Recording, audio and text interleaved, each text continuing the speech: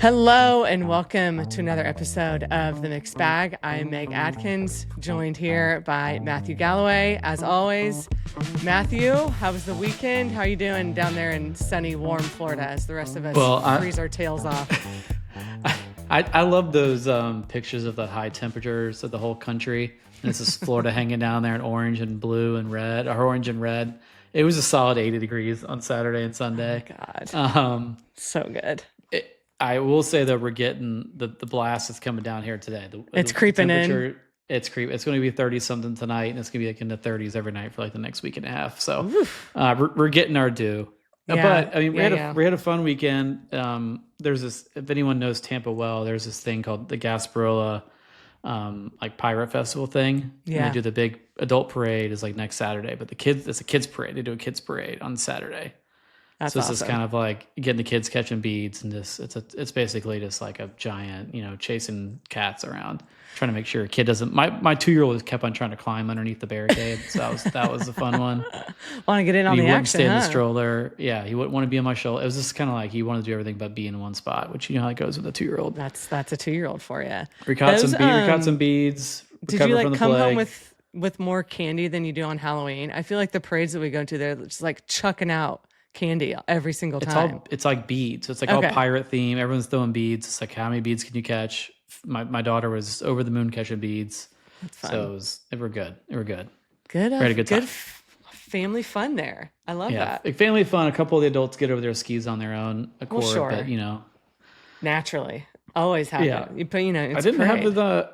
Meg, how was your weekend? How are things up on the tundra? I mean, it sounds like I thought we might have not been recording today based on some plane, trains, and automobiles. Yeah, you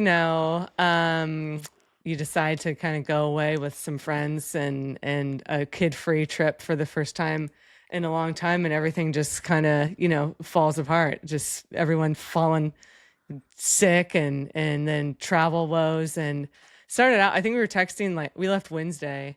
I think we were texting Thursday or Friday. I was like, dude, shit hit the fan before we even got out the door. My parents are coming up. They live a couple hours south. And the night before we leave, my mom calls. She's like, well, your sister has appendicitis. And they have a young, 4 or 5 month old.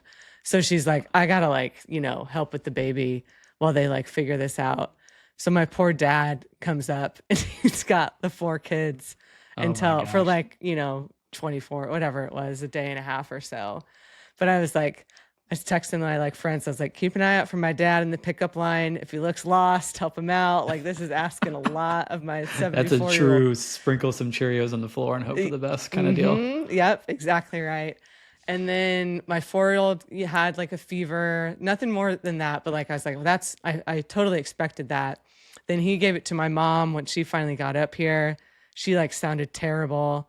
And then we were going to fly through Atlanta on the way home. And it's on Sunday. Apocalyptic, Atlanta will be shut down for a week, la-di-da. And they start sending you out. Delta starts sending you out, change your flight on 3 days before our flight. And so it's all right, we can go up to Minneapolis, longer, but it's just cold there. It's just cold, right? Yeah, and they're equipped to handle it. Yeah, and then of course our flight gets to the original flight. I was like, don't even check it. That'll just make you annoyed. But of course I did check it. It got out just fine. So it got out just fine. It had a slight delay to Kansas City, but we would have been home at 5:00 last night. Instead, our plane coming into Cancun had 4.5 hour maintenance delay. So we missed our connection in Minneapolis, spent the night in Minneapolis, got home today, Monday, an hour ago. Yeah. Yeah. So fun.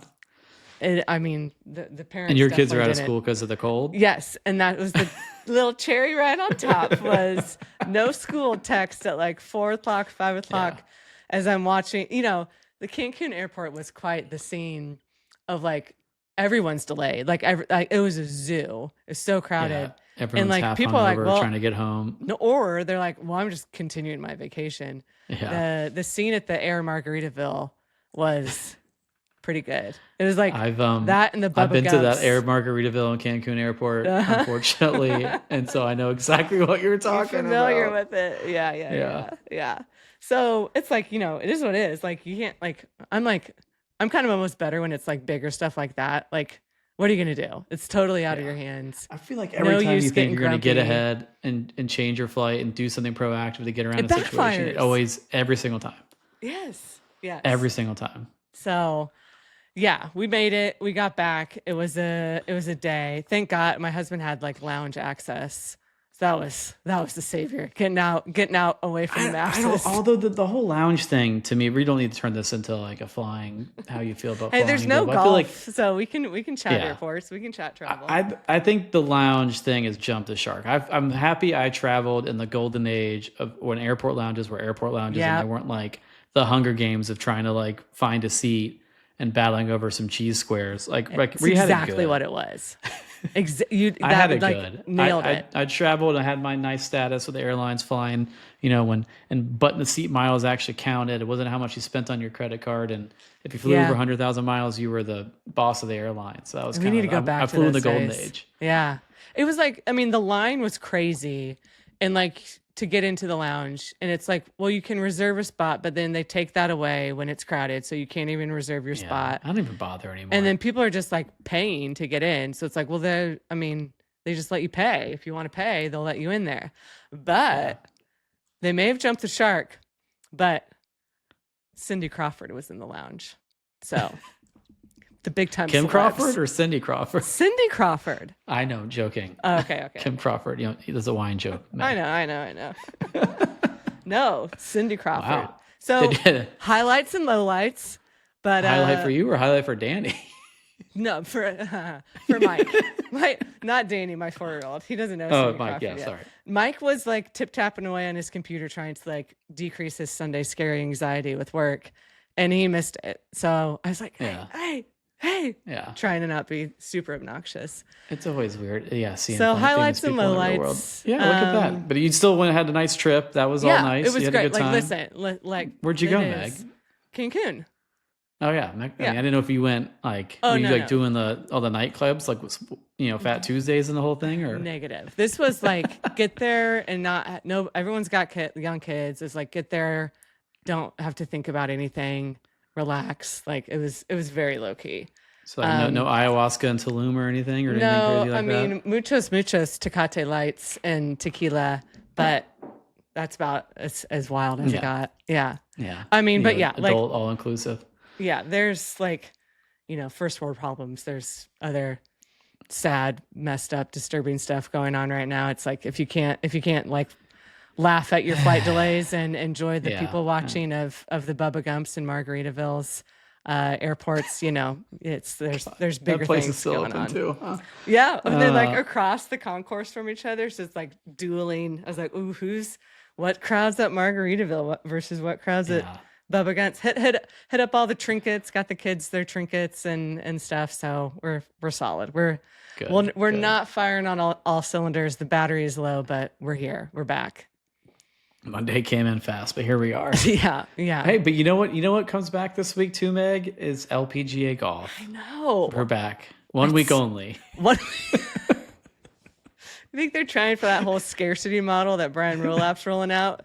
LPGA is like, we're just going to play once a month for a bit and get you really jonesing for more golf. Yeah. All right. What do we got today, Meg? Are we going to do a little run of show here after we had Transportation Minute here? Yes. Transportation Minute or Minutes is, I think, complete. But, in case you're like, I don't know, Meg's not her normal self today. That's why. I'm throwing out excuses already. But yeah, no, we want to talk obviously about the golf that's coming up this week. Like you said, there's going to be golf in a few days at the Tournament of Champions down in Lake Nona. So we'll talk about that a little bit. We got a little bit of news to cover. And then I'm excited for this. Matthew, you kind of took a little page out of Joseph LaMagna's book, his course tiers, kind of ratings and where he slots in, where the PGA plays is always a big hit. People have lots of opinions about it. And you're like, let's do this for the LPGA. I mean, you have seen a ton of these courses. The ones that maybe are new, You're still in tune with like the caddy community. You got some feedback where it was maybe something that you hadn't seen, but we're going to tier the LPGA courses. We're going to get into it a little bit, maybe not in full depth, but we'll kind of get this stuff out on the socials and whatnot here, and then in our newsletter as well. So that'll be a fun little exercise, I think, and a perfect one as we ramp up for the new season. Right on. Yeah. But we can start with news. There's not a whole lot. Let's run down there was a big I'd say there was not a lot of news, but in part of the news, it was quite the announcement. Yes, I think. not a quantity, but some quality news here. This was the beginning part of last week. I think kind of shortly after we finished our Julie Inkster episode. The long open chief marketing officer role for the LPGA has now been filled by Chad Coleman. He is #Chad.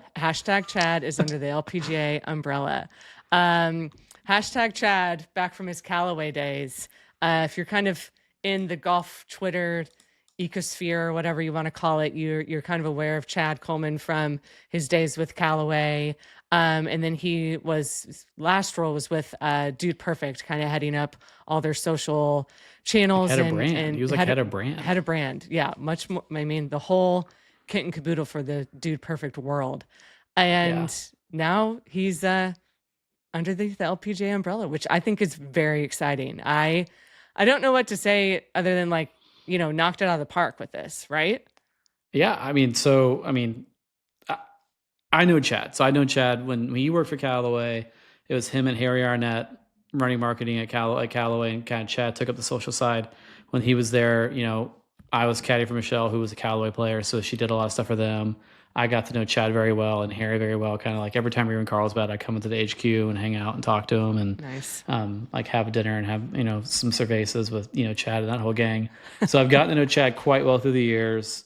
Great guy, Arkansas guy, born and bred, but obviously he's lived there in Dallas, taking this job with Dude Perfect. He's kind of built, obviously, if anyone has a boy that's been on the internet, they know exactly what Dude Perfect is, or even do as elder millennials. And has built that brand into an absolute behemoth. So at first I heard wind of this and I was like shocked and like jaw on the floor that they were able to pull Chad away from whatever Dude Perfect is doing.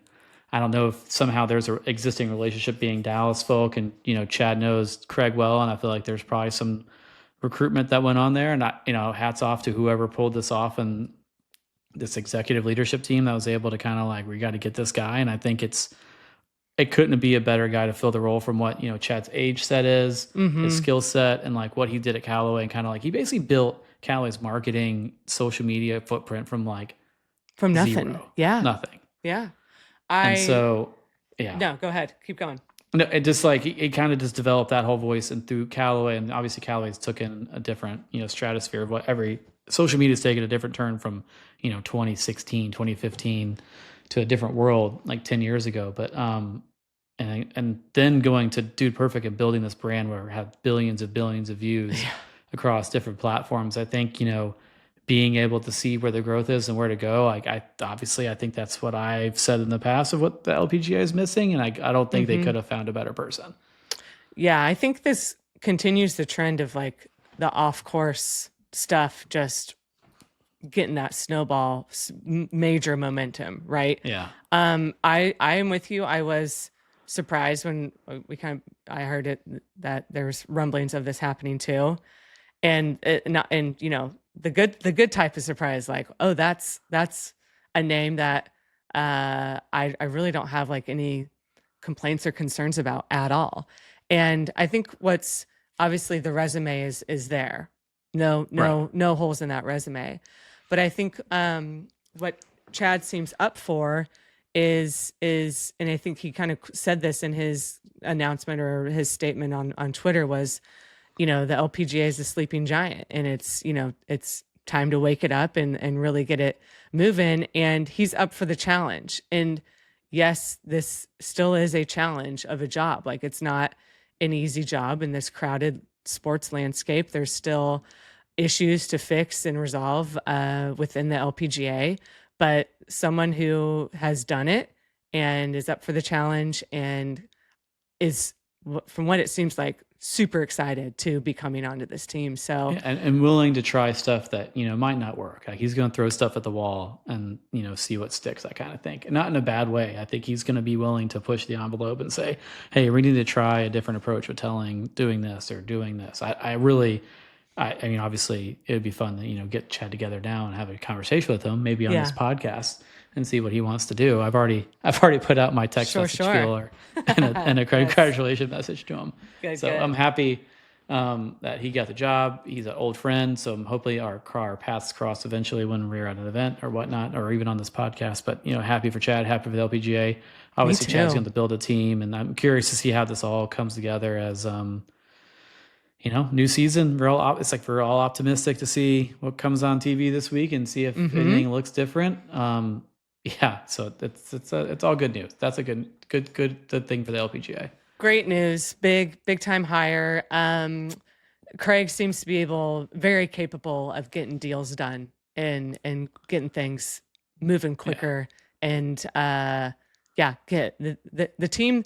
His dream team, if you will, seems to be kind of coming into focus, and I know there's awesome. A lot more role players that go on beneath Chad. I know that's going to be filling in that marketing team is going to be interesting to see how that all comes together with the comms group and all that.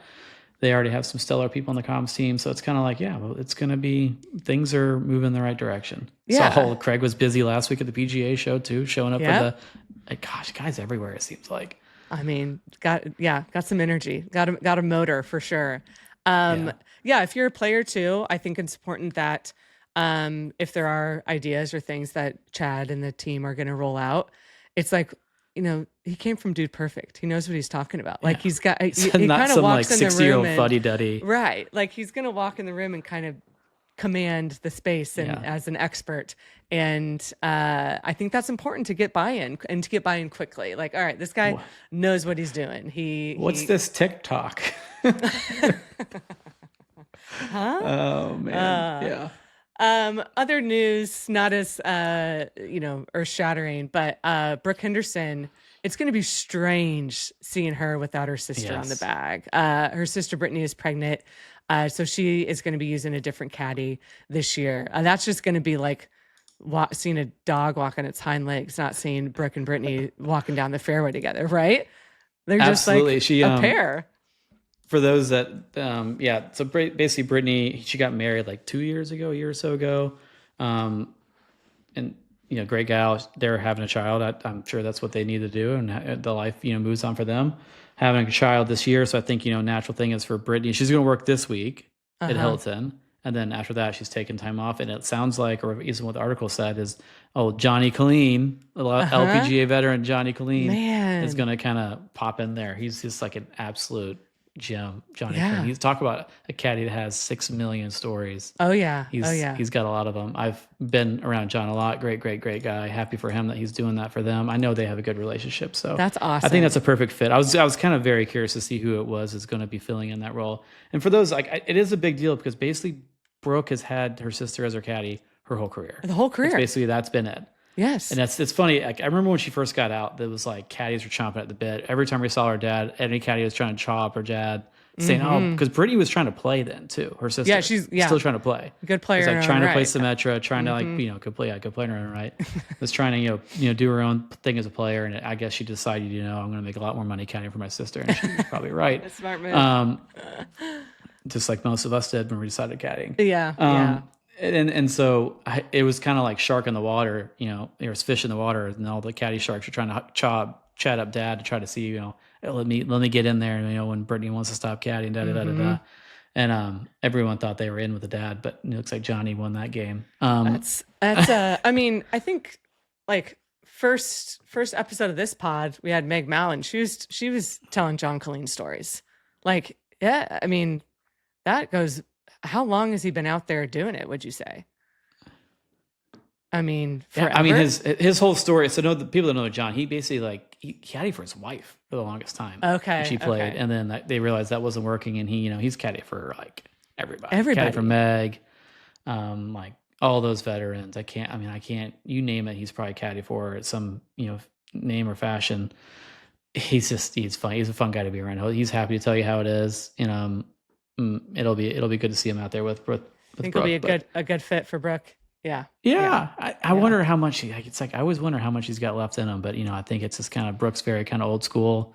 They're both getting old. Brooke can't see anything. I don't know how they're both going to see where anything goes. I just feel like it's like every time she hits a shot, she looks, she's like, Brittany, where'd that go? Like, where is that? She ditched the glasses.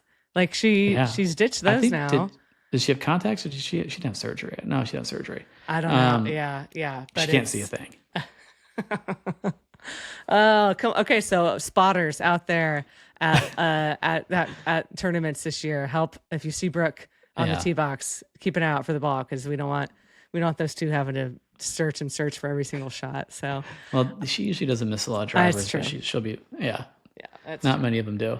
Light on news. Is all we got. There was the Solheim Cup, European Solheim cutoff, but whatever. It's kind of same kind of thing that U.S. is doing. Right. We'll have plenty of Solheim Cup team updates as the year goes on. Yes, we will. Are you ready for our first preview of the new season? We're going into a preview, Meg. How about that? Okay. All right. Let's go. Where are we going? We got the Hilton. I almost forgot to leave off the Grand Vacations part of this. The It's Hilton grand. Grand Vacation Tournament of Champions. A lot of champions is what I'm going to call it this week. Yes. Because there's a lot of them.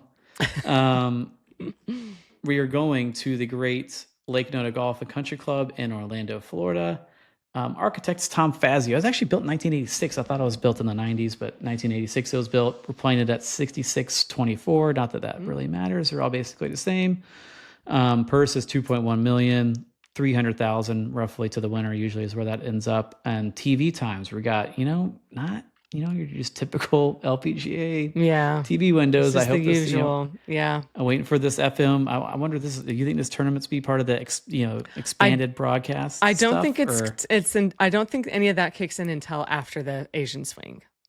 Is what I've kind of been told. Okay. Yeah. So we got, Thursday, Friday at 11:30 to 2:30 Eastern on Golf Channel Live. There's some extra streaming hour or something ahead of it. I didn't want to put all these extra streaming times in here. Sorry. So if you want to find that out, just figure it out. Yeah. Sorry. Saturday, we got 3 to 5 Eastern on Golf Channel. I think you get an extra hour in the morning or in the afternoon before that, 2 to 3. Yep. And then on Sunday, we have 2 to 4 on NBC, a little network deal. That's great. That's great. Network TV on NBC, so that's good to see. And you have an extra hour on Sunday as well before at 1 o'clock on whatever Golf Channel streaming, which would be dig. This new Golf Channel logo is throwing me off on these. It's different. On TV times. It's going to take me a minute. Yeah, I'm with you. Yeah. As long as I don't see that stupid NBC Sports app, that can just be gone. It's gone for good. All right, we got defending champion. If anyone remembers this from a year ago, Alim Kim kind of ran away with it, but she got tracked down on Sunday. It was kind of like a fun finish. Nelly almost took her down at the end. Yeah. Alim Kim at -20. And our field, it's basically the field. It's Tournament of Champions, but it's like they kind of go on this 2-year revolving deal. So it's LPGA winners of the past 2 seasons. And you also have a celebrity component. We got celebrities playing alongside pros, and they're doing their own Stableford competition. So we'll go into the field of celebrities in a little bit. But it's funny because I was curious with all these winners. I was curious how big this field was, Meg. Yeah. And what do you have? What's your guess of the total number in the field? Okay, well, you have 29 from this past season. Yeah. Do we go above 40? Are we in the 40s? No, it's 39. Okay. Which is the biggest field for the Tournament of Champions. That's a lot for 2 years. For 2 years, that's a lot of winners. Yeah. Well, I was curious. I was like, this has to be the most. And I went through and looked at all the other field lists. There was 2 years ago, it was 36. But basically, it kind of hovered around 29 before that. Because I think that the problem was when they first started this, not everyone plays. So they kind of had to, we have to expand this for 2 years to get, make sure we have enough players playing. So it's not like 12 people showing up. Well, that's kind of what it would have been last year if it was just 1 year, because Nelly raked and Hannah had 3 wins. It would have been 12 or whatever. That's why you got Nelly playing this week, and she didn't win the thing last year. Look at that. Tournament a lot of mostly champions is what we're called this. Okay, so it's a big field, largest ever. Big field. Wow. It's Gino's first appearance here, which is kind of cool to see her making the jaunt from Thailand over. I wonder, because I mean, do you think she spends her winter in Thailand and like just comes over here for this, or goes back to Dallas and kind of like? I bet she goes to Dallas and gets things going, gets things warmed up. Yeah, maybe not this week, but I was pleased though too, because that, I mean, you would hate for number one player in the world to kind of miss the kickoff, but we are missing the Aussies. Yeah, the Aussies are gone. Yeah, we talked about that last time. Minji, Hannah, and Grace are all not coming over for it. So yeah, too bad. I mean, you got Miyu Yamashita, Ryo Takeda, Nasa Hateo, a lot of Japanese players, Somi Lee, Ailin Kim, the EYs, Charlie Hole, Chizzy EY. Still can't. Chizzy, don't call me Chizato EY. Did we talk about this already on the show? I don't know if we did. She made a post about it. She's going officially by Chizzy this year. No more Chisato. We're going straight Chizzy, which I'm down for. I think that she's kind of got the swag to pull off Chizzy, honestly. Yeah. I followed them on the Instagram. They put out this dancing video, her and her sister recently. Yeah. Hilarious. They can dance. They might be like give them, just let them have the keys to the castle. I kind of get the EY twins and Chad in a room just cooking up some stuff. I mean, they'll I want to see Chad trying to do some of these dances. Yeah. Okay. Yeah. So it's basically all these: Lydia Ko, Brooke Henderson, Austin Ernst is back. We talked about that. That's kind of crazy that she's back and playing, and it's like didn't see her coming out of retirement. No, that was a full out of left field. Okay, we're back to it. So and we got Lilia Vu's back at it. Hopefully she's had a good reset and off season to kind of get her stuff recalibrated. I'm hoping the best for her, because that was a tough year last year. That was really hard. Yeah. And same thing with Yuka Sasso. It's like she was on a milk carton as well last year. Yeah. This may be the strangest of careers ever. Yeah. There might be a big spread. Get the old there could Champions be a good Tour spread contest going. Oh man, there might be. Spread watch. Might be. Yeah. What any celebs to write home about, or the usual suspects? It's the usual suspects. You got Michael Pena. He's out. Is he actually in the field? I see him in this promotional article, but you got Don Cheadle. You got podcast star Wells Adam. It's like basically Marcus Allen, Ray. It's basically all these really kind of B-list kind of deal. Ex-football players, ex-basketball players. Yeah. Brian Bumgarner, he's kind of big into golf. Brandy Chastain, Don Cheadle, Roger Clemens, Victor Cruz, Dylan Dreyer, Marty Fish, who usually ends up winning the thing. Mm-hmm. Hallie Ledbetter, new of food an entrepreneur. Oh yeah, Hallie Ledbetter. What's her thing called? Bunchies. Those things look good. Speaking of Hallie Ledbetter, do you want to know what Cindy Crawford was wearing in the airport? Jeans. And Hallie does not approve of jeans on the airplane. She can do whatever she wants. Let her do what she wants in the airport. I mean, yep. She looked just fine in the jeans. Basically, Brian our boy Larry, the cable guy, will be showing up again. Brian Urlacher, just basically that whole list. Alfonso Ribeiro will be out here doing his stupid dance. You think this is they're gearing up for the American Century in Tahoe, and gearing Pebble? Up is not, that thing's in fall. Tahoe? None of these guys get to play. Yeah, what's Tahoe the one thing's in the summer. It is? Okay, what's the one I'm thinking about that Josh Allen's always at because he gets bumped out of and he's not in the Super Bowl. He's usually playing Pebble, but he doesn't play this thing. I'm thinking of Pebble. There's not one of these celebrities that plays the Hilton that goes and plays Pebble. You don't think maybe Allen's going to be there? Alfonso Ribeiro.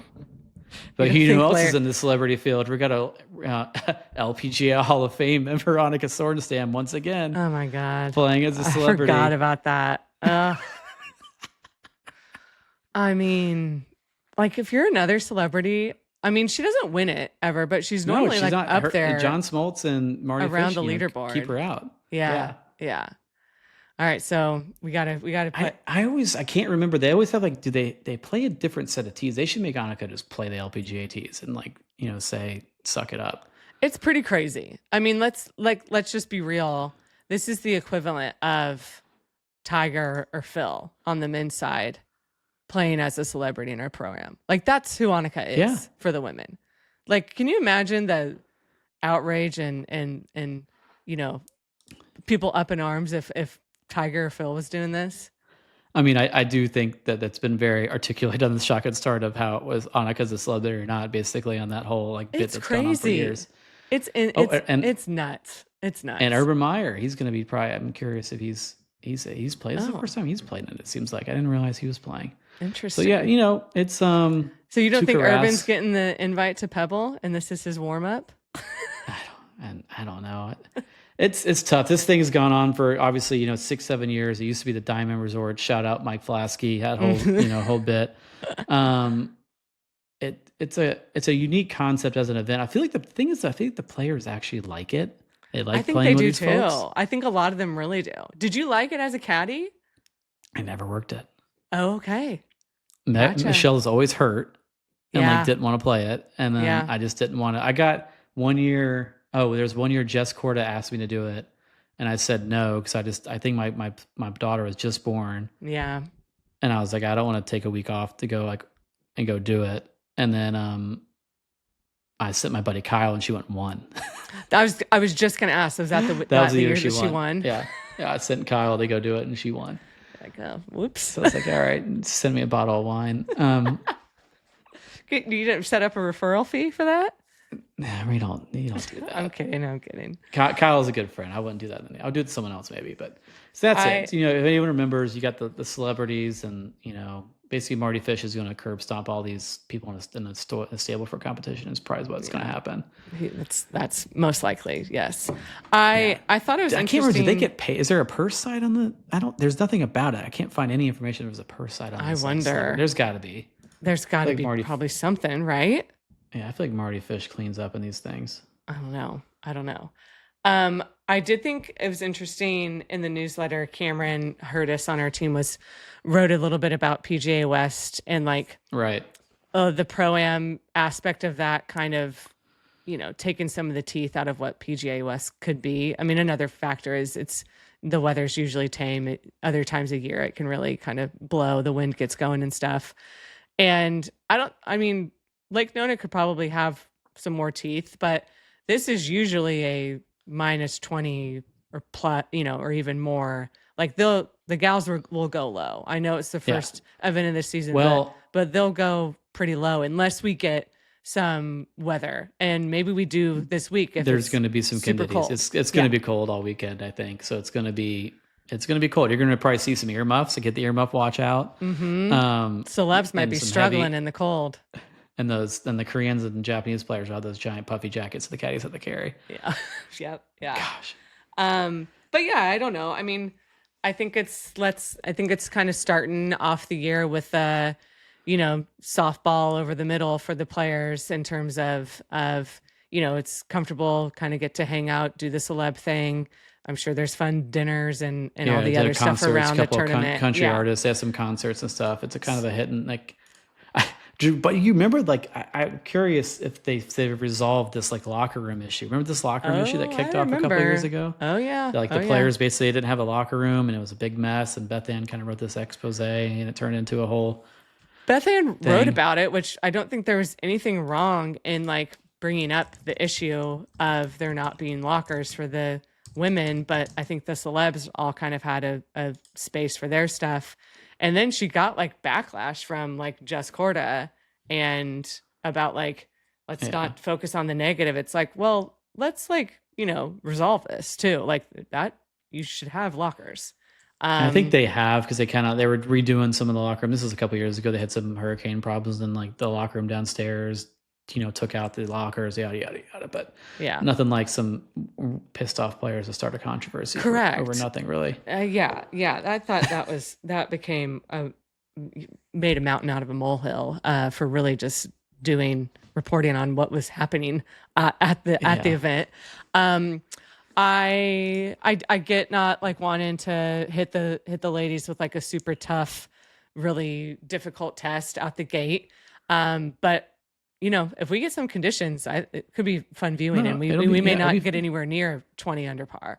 I don't think. My prediction will be 20 under will not win this year. I think it'll be a low double digits. I think is what'll happen. I like that. Unless they'll probably just throw the whole locations in the middle and say have at it. But Lake Nona's good. Obviously Lake Nona's a great venue for the ladies to get access to. I kind of didn't like when it was at the other place near Disney. It's good that Lake Nona kind of has some name recognition, but obviously this used to be part of like a different beginning of the schedule. They used to have this TOC. They would go to Bradenton or go to this other event.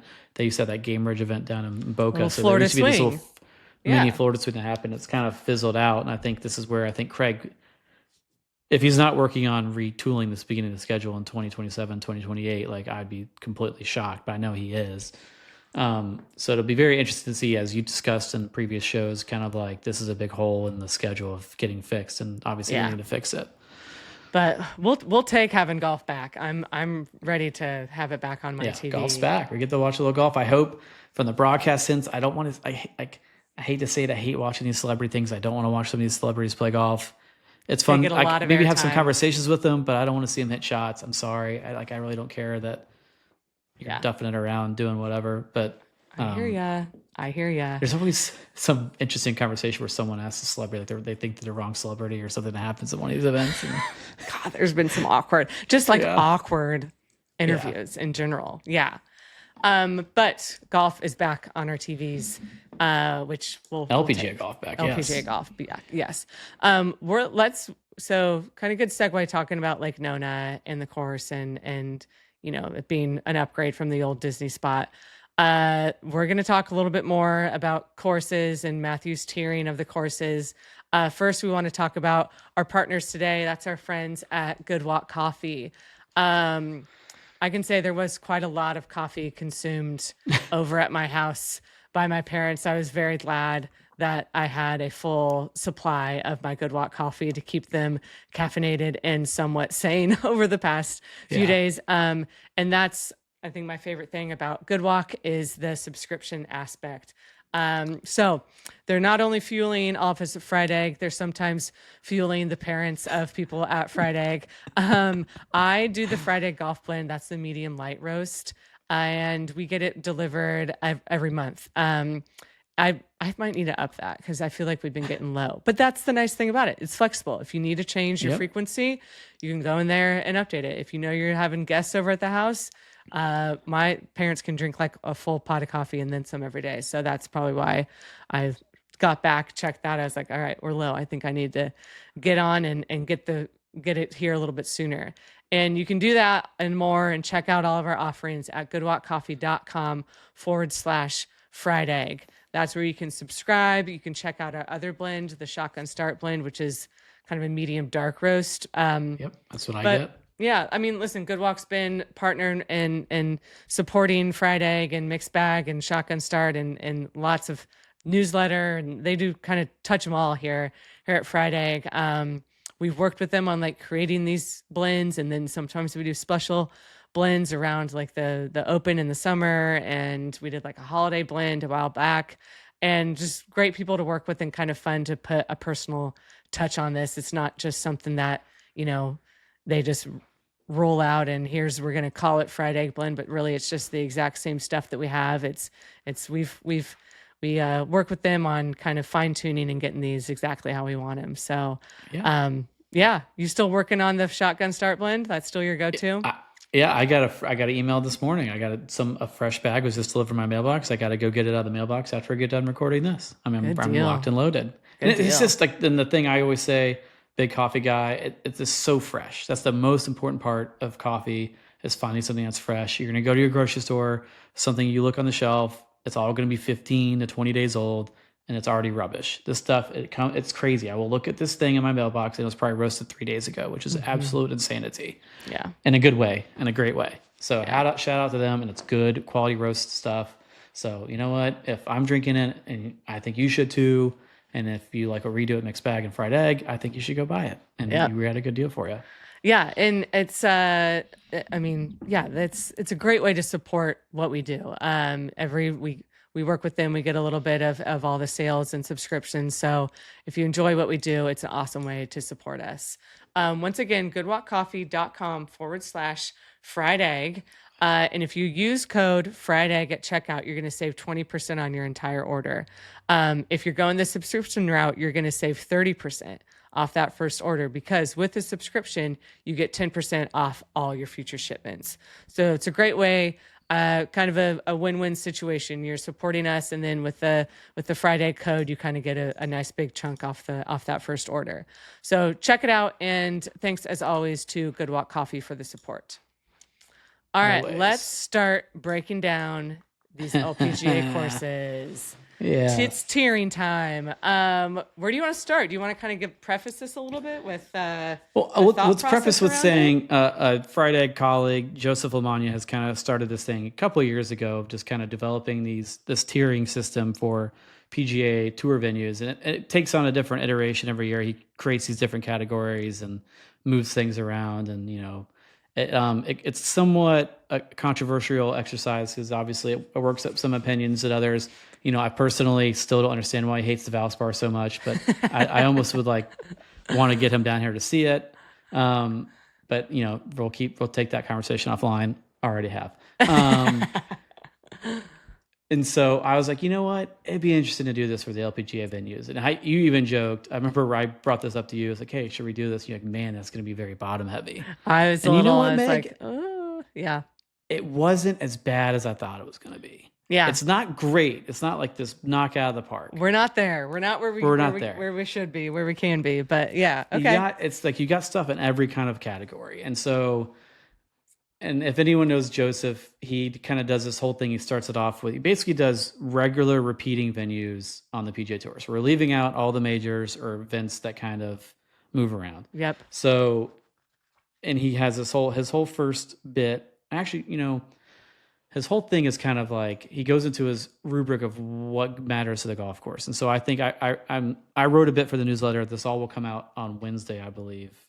Yep. If I'm correct. Yep. And so if you want to read a bunch of drivel about me writing about this, go read the newsletter on Wednesday. It's not and drivel.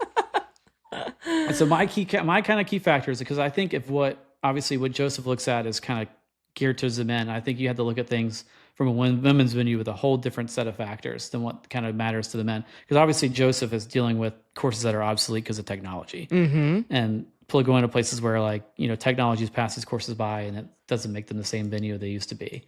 It's kind of like what, the theme around Joseph's writing this year was. And while that doesn't really apply to the women. So it's kind of all, to me, it's all based on shot values, challenge, and variety. Yeah. Obviously, we all know the women are really good. If you're listening to this show, you're an LPGA fan, these women are good. They're accurate. They don't miss a lot of fairways. They hit like 80-something% of their fairways, 75% of their greens.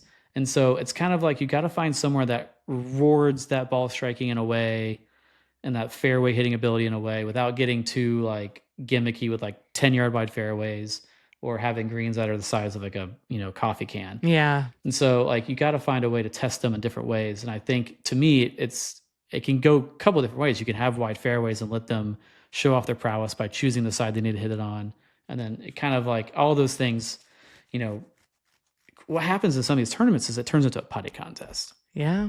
Yeah. And so, and maybe that's set up, maybe that's not, but you got to find a way to discern what, good ball striking is and not just letting the ladies just make these 10, 15 footers in every single hole. Yeah. So that goes into shot values. Challenge comes into finding ways to challenge that ability they have of placing hazards in the right spot, fairway bunkers, tees, water hazards, anything that could be in the way to discern a player from being aggressive out the tee or having to lay back or having a short par 4 and just not making it a basic glorified par 3 sometimes, or making a decision off the tee. And then it goes the other way. You have green complexes that have to challenge them to hitting their, long irons, mid irons, short irons into the right spots. Because sometimes they end up making the holes too long and you got a bunch of 450-yard par 4s and ladies are hitting 3-woods in and it kind of looks like a mess. Mm-hmm. So it's a challenge there is a challenge into making it challenging for the LPGA players. Yeah. And then the last one's variety. It can get boring hitting every fairway and green. Variety does matter. Long holes, short holes, reachable par 5s, 3-shot par 5s. And sometimes even you go to these places and we hit the same club in every par 3. This is what I will storm into a rules trailer so fast if I re-hit 7-iron every single par 3. I say, you guys got to set these things up better. I was just going to say, some of this all comes into how these courses get set up. And I didn't want to go into the nuance of what's not set up right and what it's we're starting this off. I want to get a basic rubric of what these LPGA venues are. Some good, some bad. And so I broke it into 5 different categories this year. We have the cream of the crop, great test, passing grade, I feel nothing. And then last but not least, unfortunately, it's a golf course. And so you would think, even as Meg said, I think she's at the bottom heavy. And so you will notice from Joseph's charts, there's not an elite test, because I don't think there really is a regular LPGA venue that is like this elite test. And the elite test that Joseph identified on the men's side is Augusta. It's like Augusta. Right. Augusta and the Players' Championship. And yeah. And so there really isn't that venue that steps up. And so, and I kind of wrote, there is an elite test for the ladies. It's the U.S. Women's Open every year. Yeah. The venue list for them in the future and currently is outstanding. They go to the right venues. They have elevated that event to be like a whole 3 rings above everything else in the LPGA Tour. Yep. And I'll include the AIG Women's Open when they don't go to Woburn, because Woburn is terrible. And so I'm letting my opinion fly here, because there's some places that are good and there's some places that absolutely stink. And I kind of left it as it is, and I didn't really hold back too much. I love that. And what's going to be fun too is kind of as we get to these courses throughout the season, like revisiting this, like, because it's going to come up where it's like, there's going to be somebody win at one of these, and it's going to come up. It's like, well, this is what like some of the stuff you're talking about, we're going to see come to play when the women are at these, and it'll be kind of fun to, I think, to revisit and kind of rehash some of this stuff too. So yeah, I'm excited. This is fun. And so I conferred with a couple of caddies that I trust and said, like, hey, what do you think about these? So there's a couple I haven't been to, and they there's actually one that moved up a little bit for me because I didn't really know. And then there's one a couple are brought back down based on, feedback from some of the caddies that I know and trust. Do you want to hit on one course from each category and then let everybody else read some more about it in the newsletter? How do you want to do that? Well, I basically, in the writing, I didn't write about every single one. I basically took 1 or 2 out of each category and wrote about them. And so we can kind of run through the list of what they are and say what tournaments they are. Perfect. Okay. Yeah, that's great. So cream of the crop, I have 4 courses. I have Evian Resort, which it might be a head scratcher for most, but wait for it. Wait. We have the Mizuho America's Open is moved this year. It's now at Mountain Ridge, which if it was at Liberty National, it would not be in this category. Okay. Sorry, Michelle. It would probably be in passing grade. Yep. So it's at Mountain Ridge Country Club in New Jersey. Donna Ross design, very, very, very, very good. It's been played in the past as it was like the old site of the Founders Cup when Cognizant sponsored it, like 2021. They played it that year. And it was like soaking rain, so it kind of didn't get the shine as well as it could. So I think Mountain Ridge will be outstanding this year. We have the Fortinet Founders Cup new event-ish and kind of rebranded event at Sharon Heights, which has just been renovated by Jeff Eckenrode. Really, really good renovation that went there. I haven't seen it yet. Just by looking on Google Earth and looking at it and reading about it and knowing what Jeff has done in the past, going to be very good. And then another new venue this year at the Kroger Queen City Championship, Makatiwa Country Club, which is also another Donna Ross golf course that's been redone by Brian Silva. Going to be very good. I've heard nothing but great things about it. So that's your kind of cream of the crop. And this the is big great. theme around this is Donna Ross. It feels good that there's this is new stuff. And the new stuff is kind of going straight up to the top. So we're making some changes and have some new stuff that's exciting. And we're not we'll get to the bottom of the list, but I'm sure there's some new tournaments at the bottom. But good to bring on new events at the bottom. Okay, so good to bring on new stuff that's towards the top. Yeah. That's awesome. I think maybe we're realizing venues matter. I think in the past Mike Wan, but if you came to Mike Wan with a $5 million check, say I want an LPGA event, he'll say let's have it in the cornfield and throw some flags in. I don't care where you play it. You would kind of, if someone brings that kind of, usually what happens is a sponsor will say I want to have a tournament and we're going to have it here. So you kind of get dictated by the tournament. It's their money. You can't really say no to them. And so that usually what's happened in the past. And so I think maybe Craig's have a little bit of venues matter a little bit to the whole concept of the conversation. And so I wrote about Evian in a newsletter, but everyone's probably like, hand up, Matt, Evian stinks. I've been hearing for years, Evian's not a major. Brendan still probably doesn't think it's a major. Everyone still yells about it. Matt, why are you saying Evian Resort is the cream of your crop? And how is it ahead of the Chevron Championship still? I just think it's so, although the score, here's one thing the caddies all said to me. They said if the scoring's low, it shouldn't be looking at cream of the crop. And I kind of look at it as a little nuance. I don't buy into it because I don't think the scoring is based on setup sometimes. So I don't really think that plays into it exactly. Okay. And so obviously the scores are a little low at Evian, but I still think from what the golf course is, it's a tight golf course. It's a little tricky. It's a little wonky in a good way. You don't have a flat lie anywhere. So I think if you're going to have these players that hit every fairway, might as well not put them on a flat lie and make them think about what they're doing with an uneven lie. And then you have these small section off greens that set them, Steve Smyers came in and redid them, and they're very Steve Smyers-y. They're kind of crazy little sections, and you got to be very precise with what you're doing. And I kind of think if these players complained about how unfair it is for so long, it sounds like a major to me. Sometimes it sounds like a good test. Sometimes that's a good indicator that maybe there's some good things happening there.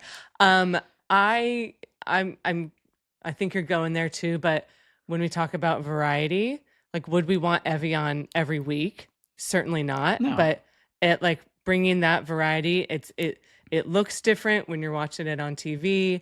It's not your run of the mill kind of, course that you're going to see throughout the year. And I think some quirk, some variety, making players think in a different way.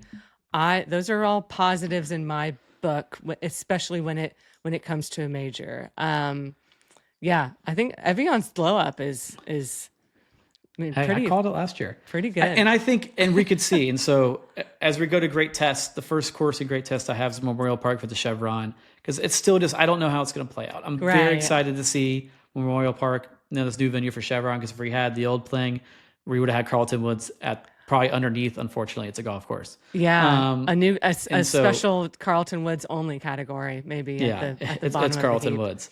Yeah, the blue wall category or something. And so new venue at Memorial Park. We don't really know how it's going to play out for the ladies. Obviously, it's a great course to have been on the PGA Tour and looked at well there with Joseph, but I just don't know how it's going to play for the ladies, so I'm kind of uncertain, but I will put it in a Great Test. I will want to see how it plays out this year.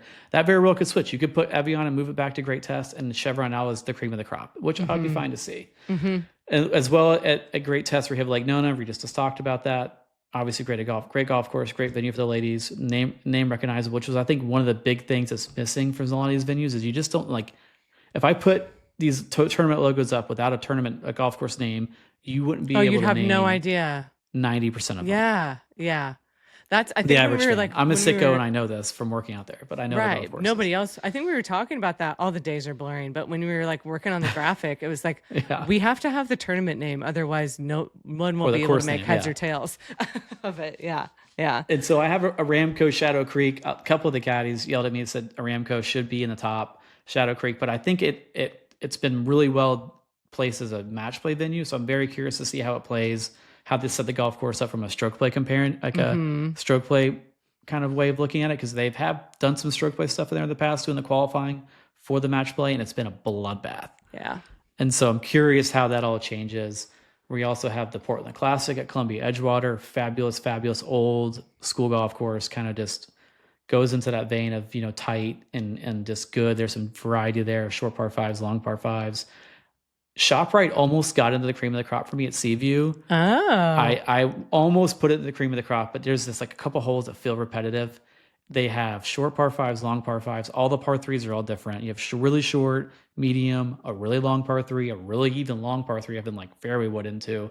And I think it's just a good test. Old Donald Ross, it kind of goes in that vein of just old school classic golf. It's kind of what these ladies need, and it's kind of what's all at the top. And it's kind of what you hear the older players still harp on as these are the best.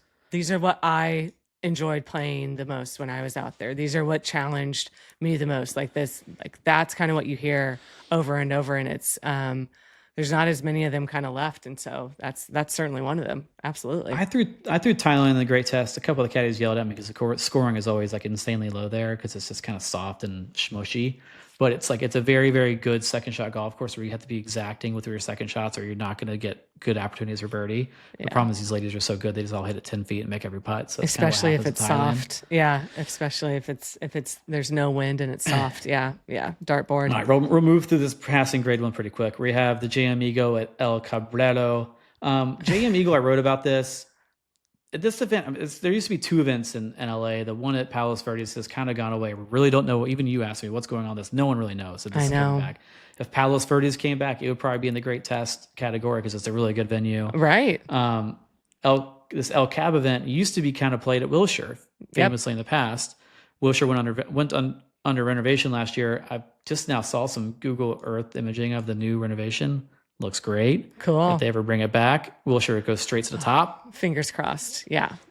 Somehow Wilshire comes back to playing the event. It's a really good venue. Kind of an unfortunate 1-2 punch of losing both of those. Yeah. I mean, Palos Verdes won the course, but like 2, it was a bummer that Sayri, an event in LA headed up by Sayri. I mean, if we could get that back and Wilshire, that certainly adds 2 strong courses back into the schedule. Yeah, TPC Boston, I think it's good. I just think they kind of don't set it up right. From what I've heard from Ollie when he was on the show and a couple others, kind of like they missed the setup a little bit. I feel like if we get the setup right at TPC Boston, plenty of potential to be a great test or even cream of the crop. I think we got to fix the setup issues there. So you have it as passing grade now, TPC? Grade. Yeah. Okay. Yeah. It won't get lower than that. Okay. We got the Canadian Women's Opens at Royal Mayfair this year in Edmonton. It's Stanley Thompson. You can't put Stanley Thompson any lower than passing because Stanley Thompson's so good. But I don't know anything about it. Never seen it. It moves every year. Sometimes they have really good venues, and sometimes they just kind of have, it's another golf course. That's about what it looked like to me, kind of doing my research into it. Mm-hmm. We have the Scottish Open at Dundonald. It's a good for what it is kind of deal. Warm up to the Women's Open.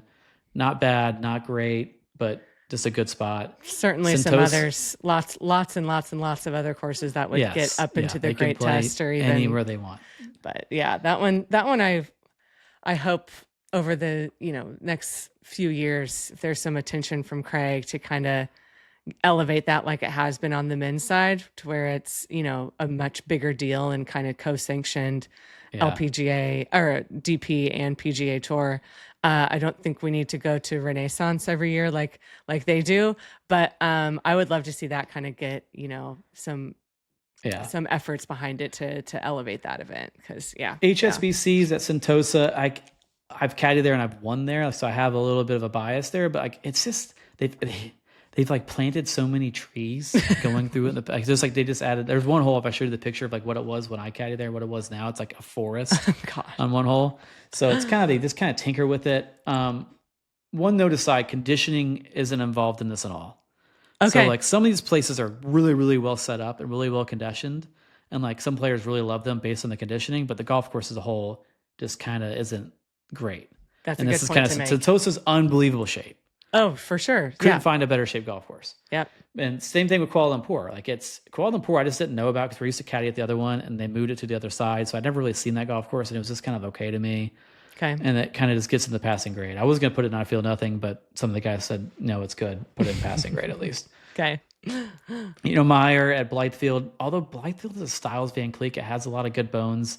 They just blow it out. The scoring is always like 25 under wins. I don't understand how that happens, or is this a setup, or like we need to play it a little longer. But if we can get Blythefield playing a little tougher, it'll almost move up in a great test. I almost had it up there, but the scoring was the detractor to get a passing grade for me.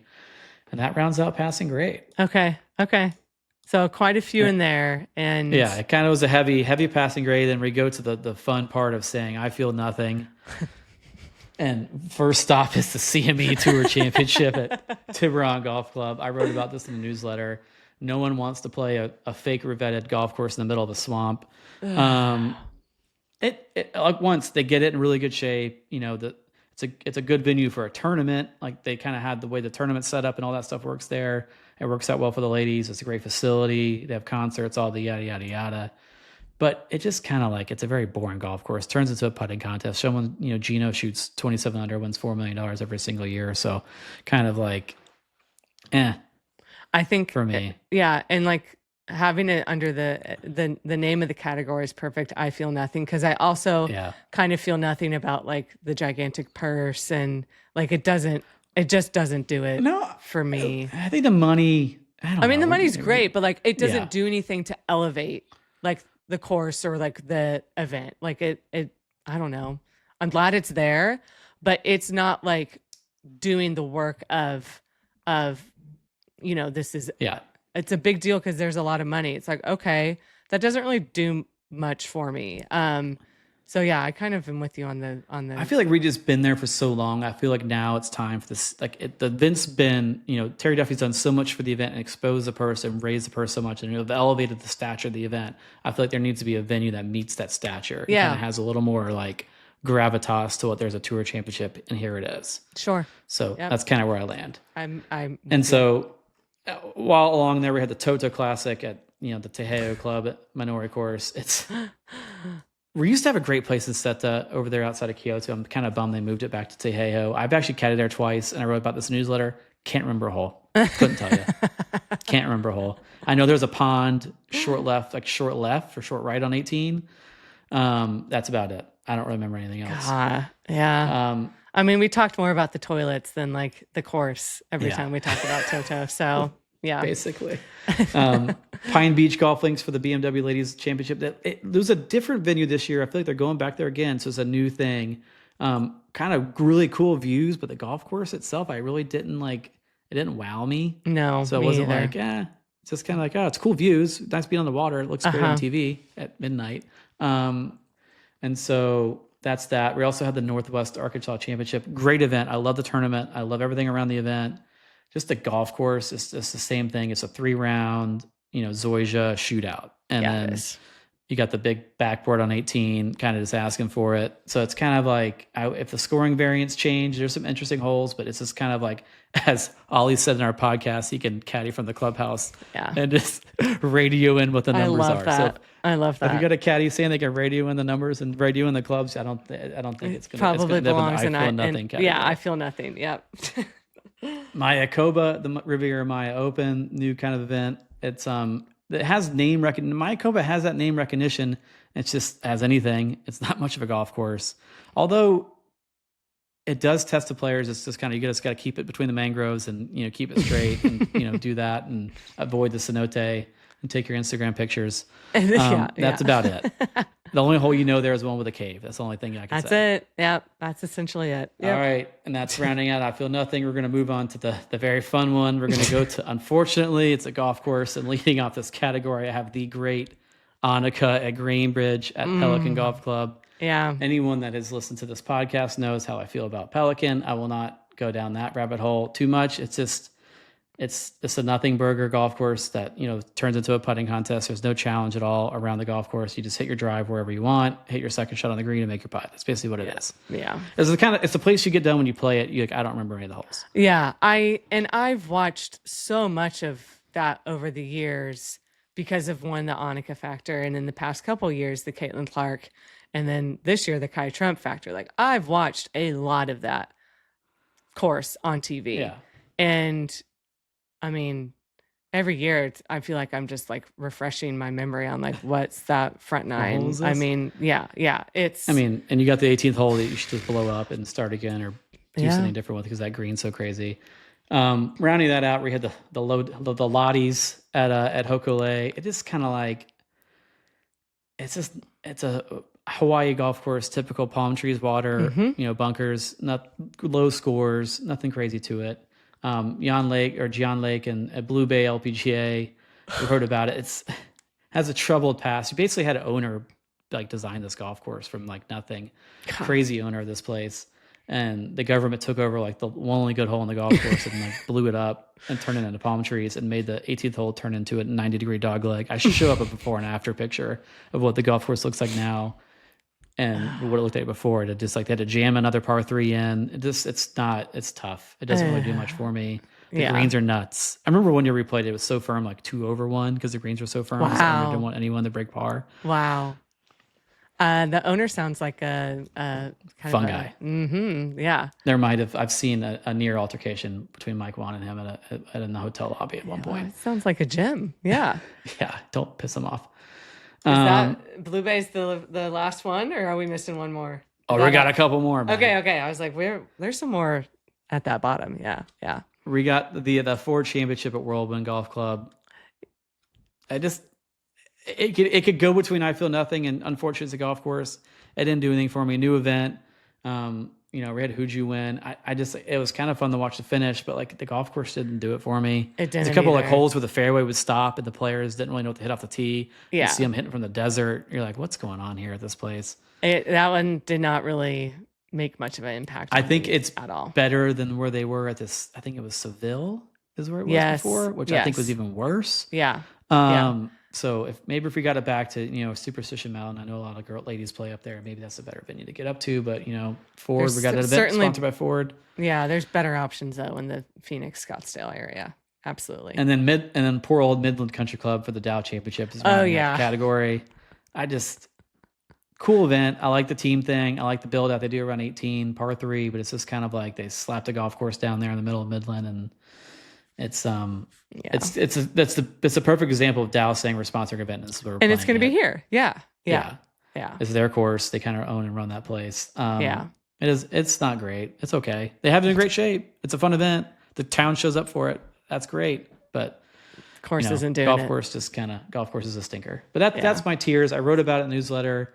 You have any questions, Meg? Anything that you kind of were surprised by? Well, I don't think any big surprises. I think Evian, there's still, I think I still scratch my head on a little bit of it, but I think the variety and like for a major, making them kind of think and making them uncomfortable is good. There's a lot that's on the bottom half of this. That's part of the 2 Asian swings. Which take that for what you will. Like, I mean, it's extremely important, and the sponsors of those events make up a big chunk of the schedule, and the money that they're putting up and paying for these tournaments is important to the LPGA. But you hate to see so many of those kind of really not be much at all to write home about. And then the other thing, like, there is just so much not much of the schedule is really sticky, right? Like there's so many rotating, new course this year, new sponsor this year, new event this year. We're moving this around. And I think like this kind of came up when Nelly was at her streak 2 years ago, where it's like, she kind of did that streak during, and let's like say that this was happening on the PGA Tour, and it kind of was with Scotty at the same time. Yeah. Like you just have those staples of whether it's Bay Hill or Memorial or the Players, that every year, same spot, and you build up the history and you build up the storytelling that goes into these places. And I would love for some of the new stuff, especially some of the new stuff that's coming in at a decent golf course, to stick and be around for a while. I would love for Jame Eagle to go back to Wilshire and for that to go on and on for, decades. Right. I would love for Palos Verdes to be a staple and to come back and Sayri to kind of have a tournament honoring and remembering everything that she did. So stickiness, I think we need, like that helps fans remember places. That helps the story of last year so and so did this here. Like you can't really tell that when it's at a new spot. So yeah, that's when you get them all listed, it's like, man, there's a lot of moving parts and a lot of in and out. Yeah. And that's the thing. I think the floor is like things are moving in the right direction. We have some new venues that are on the top. And I think it's like the only way you can go is up. And right. I think the women can play any golf course on the planet, basically, that has 6,500 yards worth of length, even less. You could probably find a 6,300 yard golf course and do something there. And if you look at, venues that the men can't go to, that list is just getting getting shorter and shorter. I think my argument is there's probably a really good golf course in every town that could stand to host something that kind of lost its luster of what it was, a cool club in town that was developed or built by name Golden Age architect that in the 1920s, Donna Ross, anybody. Yeah. So I think there's an opportunity. I think if clubs want to kind of elevate their stature, they can find a way to host one of these events, and maybe you can make stickier events on the LPGA Tour that have a sponsor. Like Seaview and the Portland Classic and ShopRite are 60, 50-year-old events that have been there forever. Yes. And so developing that now, I know you can't develop that out of thin air. Yeah. But and maybe a little bit of name recognition with a little bit of history. And this is what happened when the Women's Open's kind of been blown up with what the stature that event's come to. Mm-hmm. Yeah. You're right. if that's not part of your sales pitch, if you're going out to sponsors or new sponsors or current sponsors and saying, hey, what do you think about a venue change? If you're not talking about the pitch of these women can play anywhere, and there's a big contingent of fans that would enjoy seeing the women play somewhere that the men can't, that's got to be a part of what you're proposing when you're selling tournaments. Yeah. And I know like the Friday, venues matter, sicko contingent's very, very small. And you look at the whole pie of who's actually going and supporting these events. Yep. But I think it does drive traffic somehow. Like you can create some buzz around, oh, look at this cool venue they're going to. Let's watch this. Or yes, correct. And I think like TPC Boston FM Championship has a potential of doing stuff like that. I just kind of wish there's a couple events would find a better way to kind of, I just like even like the Tour Championship, like I said, just needs a little more like gusto to like the event. This event matters, or the venue matters. Yeah. So I think where you're going. It doesn't have to be these massively recognizable places. You can go to the best club in like just about you name town, and like that could host it. And then there you go. Like Makatiwa, no one's really heard about it, but it's probably one of the better old culture clubs in Cincinnati. And look at that, you're at the top of the list. Yeah. And there probably have a lot of people in Cincinnati show up for it. Sure. Yeah. It's a fun exercise to kind of get it all in one spot and see it all laid out. So, thanks for kind of going through the process and waiting to post this on the internet and have the duck after getting some eggs thrown at me. But here we go. Watch out the mentions, but no, it's the Blueberry Boys are gonna come after me. Yeah, well, you can hold your own against them. You can do it. You'll be all right. I'm not worried about it. I think it'll be fun to kind of revisit this, and then especially. We get to through the season and we get the new schedule. Hopefully there's some big changes and we can kind of do it before and after and like what improved, what's in, what's out. So, fun little exercise. Hopefully that kind of sets the table well for this new season that we're kicking off, this week. I'm excited to recap whoever comes out on top down at Lake Nona and go through it all with you next week. It'll be a nice change of pace to break down some golf. We did it. We got through the off season for 1 week. We'll be back the following week, but we will enjoy this for the week that's coming. It's like the we saw our shadow. We're going back in for winter. Yes, we are. Oh God! So read coming out in the newsletter Wednesday. Come at me in the mentions. I'm ready for you. Let's see what happens. I can't wait. Yeah, that was fun to go through. Thank you to Will Balsam for putting together this episode. Always very helpful, getting things buttoned up and putting these out quickly and ready to go. We'll talk the golf next week. We'll hopefully thaw out a little bit.